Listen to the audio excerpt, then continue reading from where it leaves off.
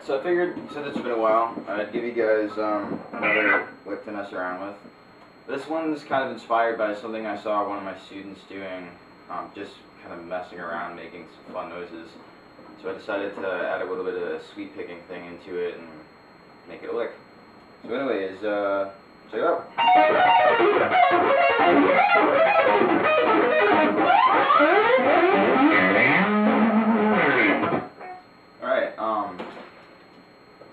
So, slowly, essentially, this is just kind of a generic sweep pick sort of concept. It starts off with like this E minor shape here. So, basically, you're going to start with a downstroke and a pull off is usually what I do. And then you're going to sweep your way back up and down and then up again.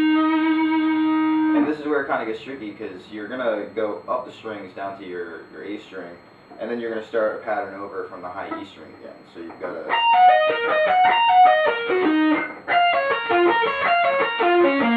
So it's the same pattern every time, but the next one is going to be a B minor arpeggio, followed by a D minor arpeggio, last an A minor arpeggio.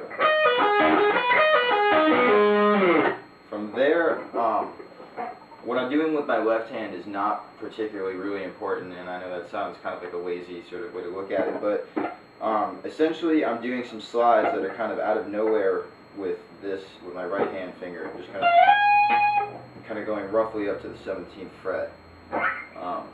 So basically what you're going to do is you're going to tap slide with this, and you're going to release and kind of do another tap slide with your left hand finger, kind of starting up at the neck and kind of generally moving diagonally closer and closer to the higher frets to give a kind of a building feeling as you're going about it. So it kind of looks like this slow.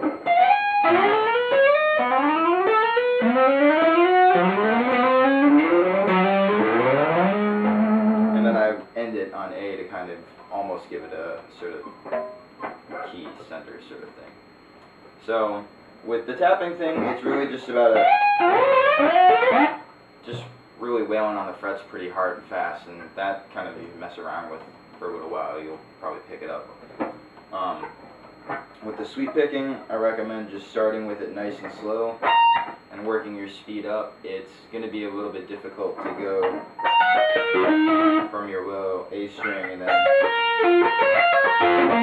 skip all the way back down to the high E string. That's a bit tricky to get, but if you do kind of plan it out and really kind of watch what your hand's doing and plan the most efficient path for both your left and your right hand and practice that and get that down to memory, you should be able to, after that's really sunk in, get your speed up pretty quickly.